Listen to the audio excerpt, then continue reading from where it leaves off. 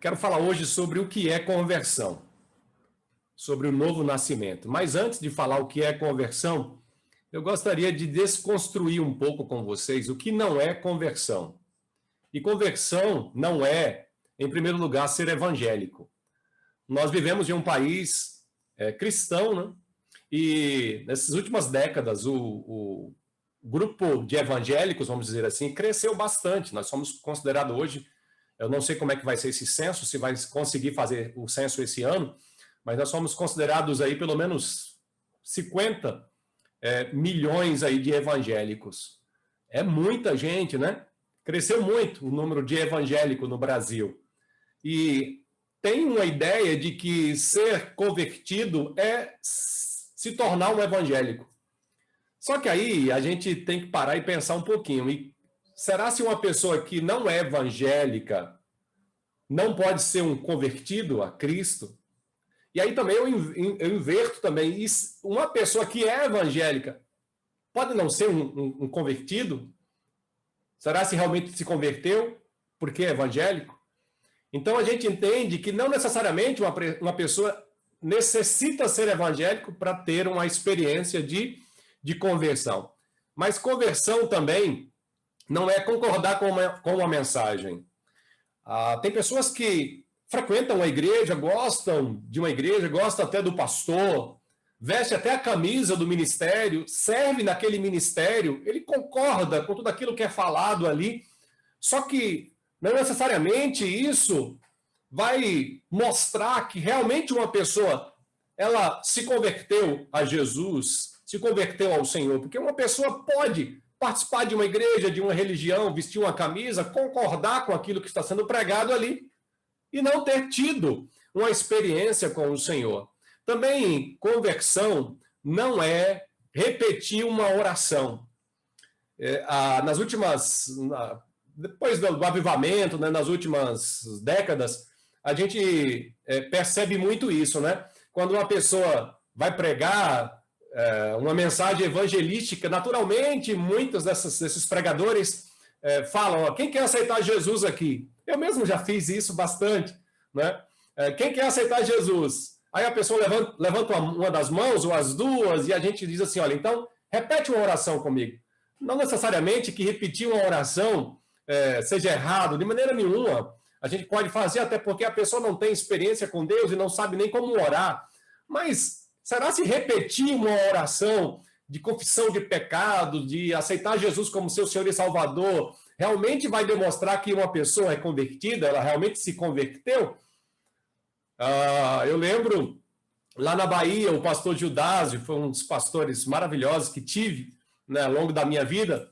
E lá em Lapão, eu lembro que o pastor Gildásio, ele pregava aos domingos à noite, ele teve uma sequência de pregações evangelística, onde no final ele fazia um apelo, quem quer aceitar Jesus aqui? E eu lembro que tinha uma irmã ali, né, ela faleceu, e ela tinha algum problema físico, e ela ia devagar, todos os domingos ela ia devagarinho, até chegar lá no púlpito, ela levantava a mão e ela fazia a oração de confissão de pecados todos os domingos. A gente brincava com o pastor dizendo, olha, pastor, você nunca fica só, tá? Porque essa irmã sempre vai estar aqui com você. Então, será se realmente a conversão é fazer uma oração, é repetir uma oração? A gente sabe que não, a gente sabe que muitas pessoas até repetem uma oração por espontânea pressão, porque alguém está ali, ó, levanta a mão, faça essa oração, mas não necessariamente alguém que repete uma oração demonstra que é um convertido. Mas também não é conversão, uma mudança de comportamento. Até porque Jesus, ele pega pesado com os fariseus e chama esses fariseus de sepulcros caiados, porque por fora vocês têm um bom comportamento, mas por dentro vocês não tiveram nenhuma transformação, nenhuma mudança de conversão. A gente tem a experiência de um bom comportamento, que não é necessariamente uma conversão do Nicodemos, no capítulo 3 de João. Ele chega até Jesus e ele faz, né, aquela pergunta para Jesus, o que devo fazer para herdar a vida eterna? E Jesus chega para ele e fala assim, olha, é necessário você nascer de novo. Você precisa nascer de novo. E ele tinha um bom comportamento. Ele era alguém que cumpria toda a lei. Mas ter um bom comportamento não diz ou não revela que uma pessoa se converteu. Até porque uma pessoa pode. Ela mentia, ela pode dizer assim, olha, não vou mentir mais. Ela roubava, ela pode dizer, não vou roubar mais. E ela não pode, não necessariamente, ela tenha tido um encontro com Jesus e uma conversão. Mas ela pode, sim, mudar o seu comportamento sem ter tido uma verdadeira conversão. Mas também, conversão não é uma experiência emocional. A experiência emocional, ela é boa. Eu não quero aqui tirar essa experiência emocional, sabe, da pessoa que ela sente, sabe, um arrepio, ela chora, ela cai de joelhos diante de Deus e ela tem aquela experiência emocional. É muito bom você chorar, você se expressar diante do Senhor ou ficar alegre. Nada contra isso. Mas tem muitas pessoas que tiveram, né, sentiram um arrepio, ou choraram, ou até mesmo ficaram de joelhos, mas não tiveram a sua vida transformada no encontro de salvação. Então, essa experiência emocional, ela não deve marcar, né, ou ditar de que uma pessoa foi ou é ou não convertida. Até porque isso é preocupante, porque a gente muitas vezes ouve aquele testemunho, né, de alguém que teve aquela experiência emocional tremenda, porque ele era um drogado, ele matava pessoas, e aí quem não teve essa experiência, que nasceu no lar evangélico, que nasceu na igreja, ela pode dizer assim, olha, eu não tive essa experiência emocional de sentir tudo isso, então será se eu sou convertido, convertida? Então, o que não é conversão não é uma experiência emocional. A pessoa pode ter uma experiência emocional na conversão, mas a sua conversão não necessariamente tem que ser, né, uma experiência emocional. Mas então, o que é conversão? A gente pode... Eu tentei resumir a conversão dizendo que a conversão é se arrepender do pecado e crer em Jesus como o único Salvador. Conversão é se arrepender do pecado e crer em Jesus como o único Salvador. A conversão, a gente pode dizer que começa por aí. Tem início no arrependimento e na fé em Jesus Cristo. Olha o que Marcos 1, versículo 15 vai dizer. Enfim chegou o tempo prometido, proclamava. O reino de Deus está próximo. Arrependam-se e creiam nas boas novas, e creiam no Evangelho. Quem está dizendo aqui é João Batista, aquele que veio, né, que foi preparar o caminho para o Senhor. O João Batista, ele pregava a mensagem do arrependimento, que as pessoas precisavam se arrepender. Ele estava pregando para um grupo que conheciam a lei, que cumpriam uma lei, mas que isso não era o suficiente, mas que eles precisavam se arrepender e crer em Jesus. Então a gente pode falar o seguinte, que o arrependimento, quando ele vem com a fé em Jesus Cristo, então arrependimento, mas fé em Jesus, aí então entra a conversão. Arrependimento, mas fé em Jesus, se dá a conversão. A pessoa tem que ter essas duas coisas. Arrependam-se e creiam no Evangelho, nas boas notícias, nas boas novas. Por quê? Porque uma pessoa pode até se arrepender. Ela pode até saber que está errada, saber que é um pecador, uma pecadora, mas se essa pessoa não acreditar, não tiver fé em Jesus, não adianta só o arrependimento. Como também a pessoa pode até dizer assim, olha, eu creio em Jesus, mas se ela não se arrepender, também não vai fazer com que essa pessoa seja uma pessoa convertida. Então, uma conversão, ela tem que passar pelo arrependimento, mas a fé em Jesus para poder ser uma conversão completa. Sabe por quê? Porque quando o Adão pecou, todos nós pecamos. E quando Adão pecou, e pecar é errar o alvo, é você mudar de direção. Então, o homem que adorava a Deus, que foi colocado ali no Jardim do Éden para adorar o Senhor, ele escolhe, ele e a mulher, eles comem do fruto proibido, eles pecam, e então o pecado tira eles do caminho do Senhor e leva eles para outro caminho, o caminho de separação, o caminho contrário a Deus. A gente tem que perceber, então, que o pecado, ele nos leva para o caminho contrário. Que caminho contrário? Que é o caminho de Cristo, o caminho de Jesus. Então, o pecado nos leva para uma direção, mas Jesus vai para outra direção. Então, quando olhamos para o homem pecador, o homem está em uma direção e o Evangelho e Jesus está em outra direção. Para explicar melhor isso, a gente precisa falar um pouquinho aí para quem é motorista ou quem quer tirar a carteira, né, de motorista, a habilitação. A gente tem um sinal de que é chamado conversão, que a gente precisa decorar, né? Aquela plaquinha aí, ó. A gente precisa decorar essa plaquinha de conversão. Então, conversão é você tomar o caminho oposto. Isso só acontece com arrependimento. O homem, a mulher que está no caminho do pecado, primeiro ele se arrepende. E aí, então, quando ele se arrepende, ele crer em Jesus, ele faz essa conversão. Aliás, Deus faz essa conversão, né? Gerando em nós o arrependimento e essa fé em Cristo Jesus, porque também é obra de Deus. Por isso, Romanos 3, 23 vai dizer, pois todos pecaram e não alcançam o padrão da glória de Deus. Todos pecaram. Não foi apenas um, porque Adão pecou, toda a humanidade, ela é pecadora. Nós pecamos. E quando a Bíblia fala todos, de Romanos 3, 23, o apóstolo Paulo está dizendo, é todos. Eu, os meus pais, os meus avós, a minha filhinha de 5 anos, todos pecaram, toda a humanidade, e não alcançam o padrão, ou destituídos estão da glória de Deus. Então, pecados são ações, são práticas.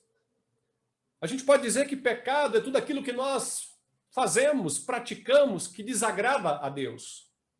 Seja por palavras, por qualquer prática que fazemos que entristece o coração de Deus, que vai de encontro, que vai para o outro caminho, a não ser o caminho de Jesus, a não ser o caminho do Senhor, isso é pecado. Então, todas as ações, práticas que fazemos, que entristece a Deus, ou que vai de encontro a Deus. E por conta dessas ações, desse pecado, vem também a culpa. E essa culpa, irmãos e irmãs, ela é uma posição que a pessoa que é pecadora tem. É uma culpa que o homem e a mulher não conseguem livrar dessa culpa por si só. Por mais que essa pessoa cumpra os mandamentos, cumpra a lei de Deus, ou tente fazer tudo certinho para poder tentar agradar a Deus, para poder tentar cumprir os propósitos de Deus, ela não vai conseguir. Então, por isso que quando pecamos, nós sentimos uma culpa. Porque essa culpa, ela faz parte do homem pecador. Então, pecado são ações práticas, mas também uma culpa, essa posição que o homem e a mulher têm sem Deus. E aí também, por isso, vem a natureza, essa natureza pecaminosa que o homem tem. E essa natureza pecaminosa, ela exerce em nós um poder de nos levar muitas vezes a fazer o que não quero, ou que não queremos, como diz o apóstolo Paulo, que o que eu quero eu não faço, mas o que eu não quero eu faço, porque há uma luta dentro de nós por conta dessa natureza pecaminosa.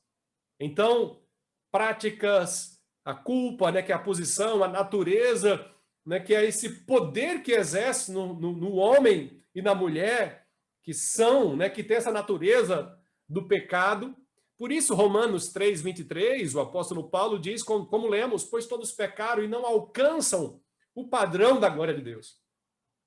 Por conta dessas ações, dessa culpa e dessa natureza pecaminosa, o homem não consegue alcançar esse padrão da glória de Deus. Nenhum ser humano. Nem o homem, por mais legal que ele ou que ela seja, ninguém consegue alcançar o padrão de agradar a Deus. A pessoa pode andar 10 quilômetros de joelhos. A pessoa pode ler a Bíblia 200 vezes. A pessoa pode fazer oração várias vezes durante o dia. Nós não conseguimos alcançar esse padrão. O padrão é muito alto para nós. Nenhum ser humano consegue alcançar esse padrão. Por isso que nós não conseguimos, por nós mesmos, conquistar a salvação. Porque nós nunca conseguiremos alcançar o padrão da glória de Deus. O John Piper, ele fala o seguinte: a gravidade de um crime é determinada, em parte, pela dignidade da pessoa e do cargo que está sendo desrespeitado. Ele continua dizendo: se a pessoa for infinitamente digna, infinitamente querida e ocupar um cargo de infinita dignidade e autoridade, rejeitá-la é um crime infinitamente ultrajante. Portanto, merece uma condenação infinita. Interessante isso que o John Piper está dizendo, que, para entender melhor, vamos supor que uma pessoa, você aí que tem mais de 40 anos, né? Um homem, vamos pensar em um homem. Um homem de 40 anos chega para outro homem de 40 anos numa praça, sei lá, ao ar livre, e aí começa uma discussão, e tem uma briga, então um dá um soco no outro, o outro revida, e passam as pessoas, e alguns falam assim, olha, vamos apartar essa briga, outros dizem assim, não, eles são homens barbudos, deixa eles aí. Só que se um homem desses chegar para um bebê recém-nascido e chegar e dar um murro em um bebê, todos que estão passando vão parar, tiver no carro, vai descer do carro e vai, então, partir para esse homem e vai proteger aquela criança, porque aquela criança ela é digna de proteção, ela é digna de cuidado.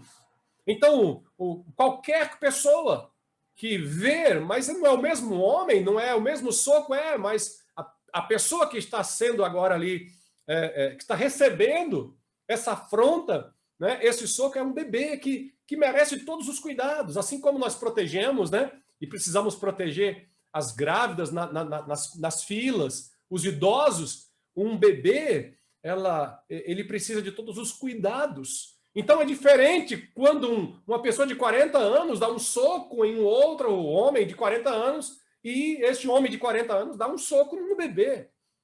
Só para a gente entender, então, e aí eu quero fazer uma pergunta para vocês, dizendo o seguinte: qual é o tamanho da dignidade de Deus? O John Piper vai mostrar que o tamanho da dignidade de Deus é infinita. Infinita. Não tem fim. Ele é digno. E qualquer afronta a ele está indo de encontro com essa dignidade infinita. Por isso, então, eu quero fazer uma outra pergunta e perguntar o seguinte: se a minha ofensa ou a nossa ofensa é para um Deus tão digno, que é infinito, qual então deve ser o valor para minha punição? Qual deve ser, então, o valor do meu erro, do meu pecado contra este Deus tão grande? Dá para entender, irmãos, que quando afrontamos esse Deus que é tão grande, tão poderoso, tão infinito, né, na sua dignidade, o resultado para essa afronta é também um resultado de consequências maior que possa imaginar, que é o inferno. Por isso que todos pecaram e destituídos estão da glória de Deus. Rejeitá-la é um crime infinitamente ultrajante, portanto, merece uma condenação infinita.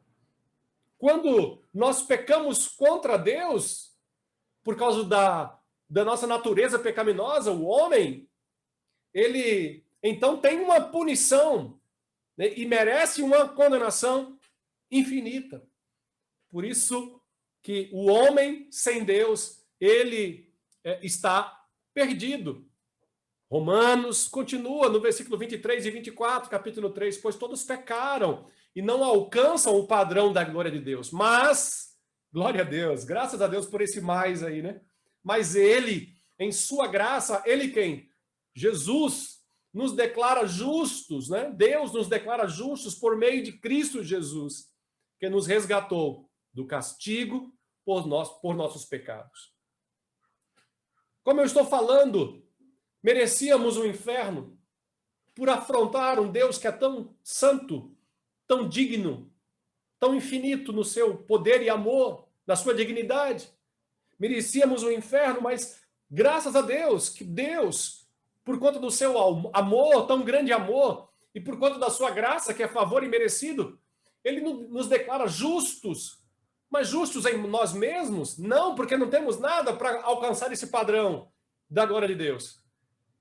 Então, em Cristo Jesus, ele nos justifica e ele nos livra do castigo que os nossos pecados poderiam nos dar, que era nos levar para o inferno.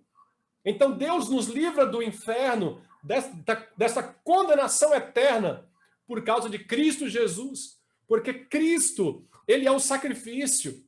Deus apresentou Jesus como sacrifício pelo pecado, com o sangue que ele derramou, mostrando assim a sua justiça em favor dos que creem.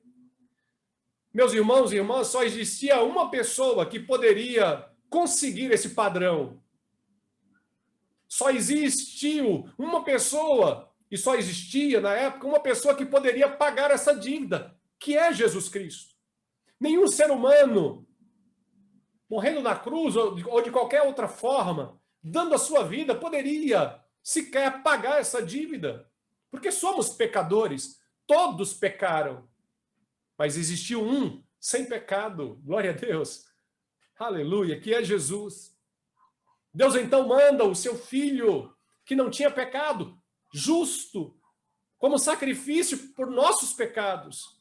Para quê? Para que esse sangue derramado na cruz pudesse nos justificar, pudesse nos fazer novamente nos aproximar de Deus, porque estávamos separados de Deus, estávamos destituídos da glória de Deus, não tínhamos como alcançar esse padrão da glória de Deus.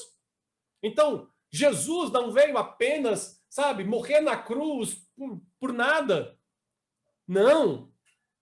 Teve um propósito de Deus mandar Jesus Cristo morrer na cruz do Calvário, derramar o seu sangue, para podermos ter novamente essa justiça de Deus e ter essa comunhão com o nosso Deus. A parte B do versículo 26 vai dizer, com isso, Deus se mostrou justo, condenando o pecado e justificando, né? Tá, justificador, e justificando, declarando justo o pecador que crerem em Jesus. Então, nós somos justificados por meio de Cristo Jesus, porque Jesus nos justificou. Romanos 5, versículo 1 vai dizer, né, que agora, pois, temos paz para com Deus, pelo fato de ter Cristo Jesus morrido por nós, sendo nós ainda pecadores. Então, essa fé no Salvador nos torna justos, não em nós mesmos, mas por causa de Cristo Jesus. E aí você pode perguntar, mas Emerson, então o que fazer com a culpa, com as ações, com a natureza pecaminosa? O que acontece quando há uma conversão? Quando a pessoa se arrepende dos seus pecados e crê e tem fé em Jesus Cristo? Aí, então, Jesus torna essa pessoa que se arrependeu e que aceitou Jesus Cristo como seu único e salvador, dando, em lugar da culpa, a justificação. Cristo nos justificou. Nós não somos justificados pelo que fazemos, tentando alcançar esse padrão que nunca alcançaremos. Só por meio de Cristo, o homem e a mulher, torna justo. A justificação, ela acontece em Cristo Jesus, porque Jesus morreu por mim. Eu posso me achegar até Deus. Eu posso pensar nos céus, por conta de que não são as minhas ações ou aquilo que fazemos, mas é simplesmente aquilo que Jesus fez por nós. E aí você pode então perguntar, ok, fui justificado em Cristo Jesus, mas e as minhas ações? E as minhas práticas? As nossas ações e as nossas práticas, elas vão dando lugar à santificação. Justificação é uma posição, nós temos em Cristo Jesus. Não teremos, nós já temos. Nós já fomos justificados em Cristo Jesus. A santificação é um processo que dia a dia a gente vai buscando, lendo a Bíblia, orando, buscando a Deus. Deus vai nos santificando. A salvação, então, a justificação é um ato que acontece na hora e a santificação é um processo que Deus vai trabalhando essa santificação na nossa vida e a gente vai se santificando cada dia mais no Senhor. Então, fomos justificados, santificados, mas e a natureza? Quando a gente se converte, Emerson, a nossa natureza ela some? Não. A gente vai entender que a nossa natureza ela só vai encerrar, quando eu digo natureza pecaminosa, ela vai só encerrar quando Jesus Cristo voltar na glorificação. E aí teremos um corpo glorificado, um corpo que não vai ter mais pecado. Enquanto estivermos aqui na terra, apesar de convertidos, ainda a gente vai ter que lutar e lidar com a santificação, santificai-vos, né? É isso que a Bíblia diz, e buscar ao Senhor e adorar ao Senhor e lutar contra esse pecado, mas entendendo que essa natureza pecaminosa, ela só vai ter fim quando Jesus Cristo voltar, ou então formos, né, para a glória de Deus. E aí, então, teremos um corpo glorificado, um corpo eterno, sem o pecado. Mas até lá, ainda teremos essa natureza pecaminosa na nossa vida. Mark Driscoll, ele fala o seguinte: você pode ter sido batizado na igreja, criado na igreja, servido na igreja. Pode ser que tenha se casado na igreja, morrido na igreja, ter sido velado na igreja e ainda assim acordar no inferno. Caso tenha vivido meramente na igreja e não em Cristo. Isso é muito forte, mas isso é a realidade. Porque conversão não é ter bom comportamento, não é concordar com uma mensagem, desculpa, não é fazer uma oração, não é pertencer a uma denominação e dizer que é evangélico, não é frequentar uma igreja, se casar numa igreja, o quê? Ser velado, não. A não ser que realmente a gente tenha tido uma experiência de salvação e de convenção. Gostaria de refletir, então, com você sobre isso. Tivemos um encontro com Cristo Jesus. Então, para encerrar, refletir e praticar como temos ultimamente feito, em primeiro lugar, existe um antes e depois de Jesus na sua vida?